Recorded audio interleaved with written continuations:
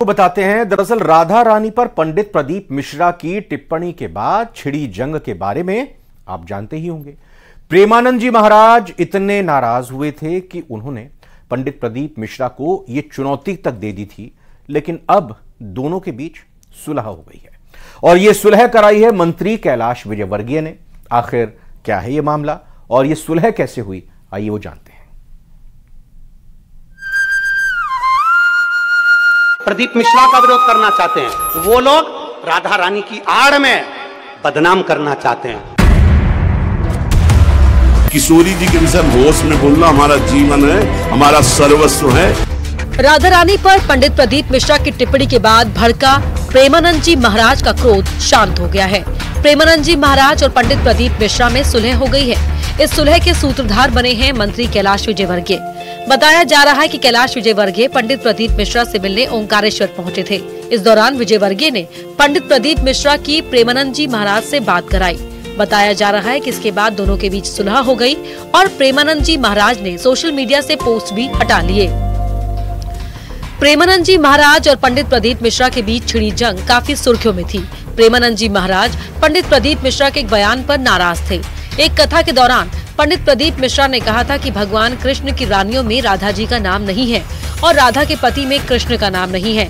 पंडित प्रदीप मिश्रा ने राधा रानी के जन्म स्थान पर भी टिप्पणी की और कहा कि राधा रानी बरसाने की नहीं। इस बात से प्रेमानंद जी महाराज इतने क्रोधित हुए थे कि पंडित प्रदीप मिश्रा को चुनौती दे दी थी। वृंदावनाधिकारिणी जयति, तो तुझे नर्क से कोई नहीं बचा सकता। चार लोगों को रिझाकर भागवता चार्य बन करके तू प्रभु के प्रति बोले। एक बोला था द्वारिकाधीश के प्रति। अरे तुझे शर्म आनी चाहिए। जिसका जस गा करके जीता है, जिसका जस खाकर खाता है, जिसके जस गा करके तेरे को नमस्कार और प्रणाम मिलता है, उसकी मर्यादा को तू नहीं जानता। किस बात का माइक में बैठ करके प्रवचन करता है जब तुझे ब्रह्म तत्व का बोध नहीं। प्रेमानंद जी महाराज के इस गुस्से का जवाब पंडित प्रदीप मिश्रा ने दिया था। उन्होंने कहा था कि मां राधा को लेकर जो बयान दिया था वो धार्मिक पुस्तकों के आधार पर था, लेकिन सोशल मीडिया पर उसे तोड़ मरोड़ कर पेश किया गया। प्रदीप मिश्रा ने कहा था कि ब्रजवासियों को भ्रमित किया गया। श्री राधा रानी पर की गई टिप्पणी से मथुरा में संत नाराज हैं और कथावाचक पंडित प्रदीप मिश्रा पर कार्रवाई की मांग भी की गई थी। आज उन ब्रजवासियों में कुछ लोग ऐसे घुस गए हैं जो इस शिवपुराण का विरोध करना चाहते हैं, इस व्यासपीठ का विरोध करना चाहते हैं, प्रदीप मिश्रा का विरोध करना चाहते हैं। वो लोग राधा रानी की आड़ में बदनाम करना चाहते हैं और ब्रजवासी इतना भोला है कि वो समझ नहीं पा रहा। आप कहो जिस दिन राधा रानी के चरणों में आकर दंडवत कर लूं, आप बोलो जितने दिन तक राधा रानी के चरणों में पड़ा रहूं, मेरी माँ है वो, उससे मेरा बेर नहीं है।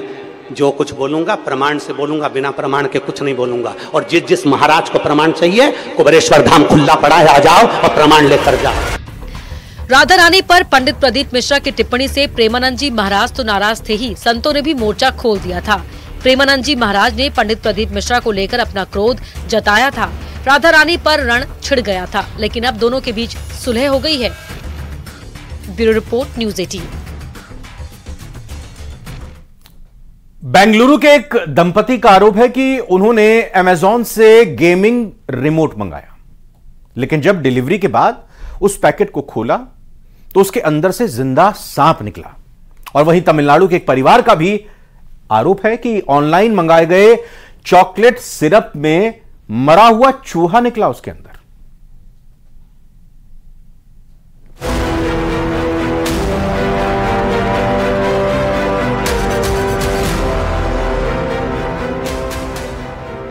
कहीं जिंदा सांप, कहीं मरा चूहा,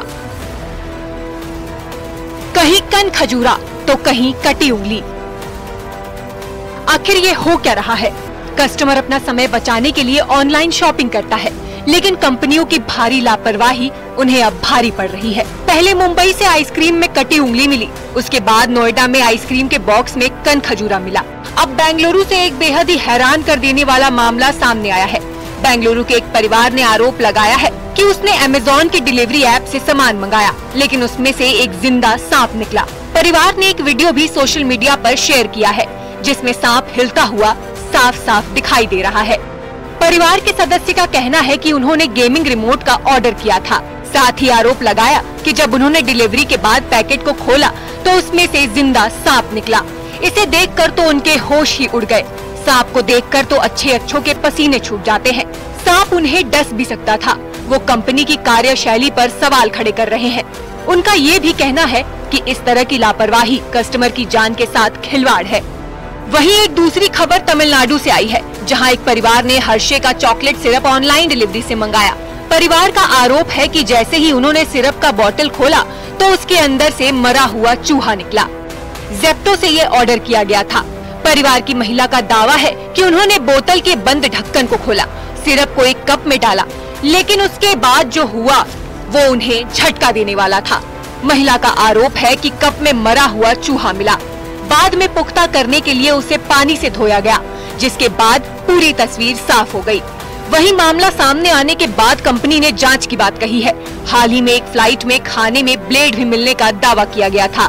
ब्यूरो रिपोर्ट, न्यूज़ 18। राजधानी दिल्ली के राजौरी गार्डन में बर्गर शॉप में हुए हत्याकांड में बड़ी खबर का पर्दाफाश हुआ है। यह मामला गैंग वॉर का बताया जा रहा है, जिसकी जिम्मेदारी विदेश में छिपे गैंगस्टर हिमांशु भाऊ और नवीन बाली ने ली है। इस रिपोर्ट में देखते हैं।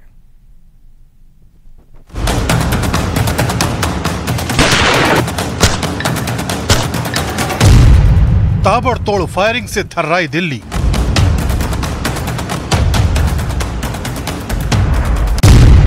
बर्गर की दुकान पर गैंग वॉर।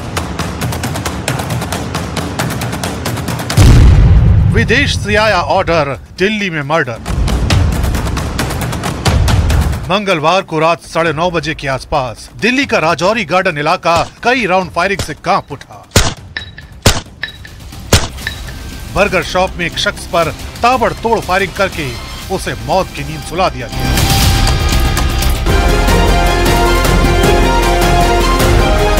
पुलिस जब ये सब कुछ समझने की कोशिश में थी कि आखिर इस वारदात के पीछे कौन है, तभी सोशल मीडिया पर वायरल हुई एक पोस्ट ने पुलिस के कान खड़े कर दिए, क्योंकि इस पोस्ट में वारदात की जिम्मेदारी हिमांशु भाऊ और नवीन बाली गैंग ने ली है, जो विदेश में बैठकर अपने नेटवर्क को ऑपरेट कर रहा है।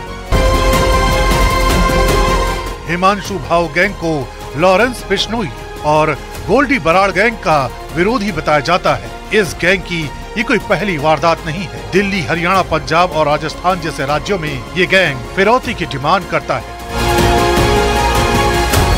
और मांग पूरी नहीं होने पर गैंग के गुर्गे या तो फायरिंग करते हैं या फिर किसी की भी जान के दुश्मन बन जाते हैं। यही वजह है कि पुलिस एक एक कड़ी को खोलने में जुट गई है।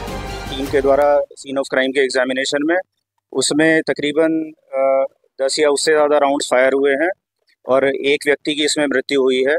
उस व्यक्ति की आइडेंटिटी एस्टैब्लिश करने के लिए और बाकी जो लोग जिन्होंने इस वारदात को अंजाम दिया है उनकी पहचान करने के लिए टीमों का गठन करके और हम लोग उस पर काम कर रहे हैं। सोशल मीडिया पर वायरल हुई इस पोस्ट में साफ कहा गया है कि इस वारदात को एक बदले के रूप में अंजाम दिया गया है और आगे भी ये जारी रहने वाला है। इसलिए पुलिस प्रशासन के सामने चुनौती इस बात की है कि वो इस मामले के आरोपियों तक कितनी जल्दी पहुंचती है।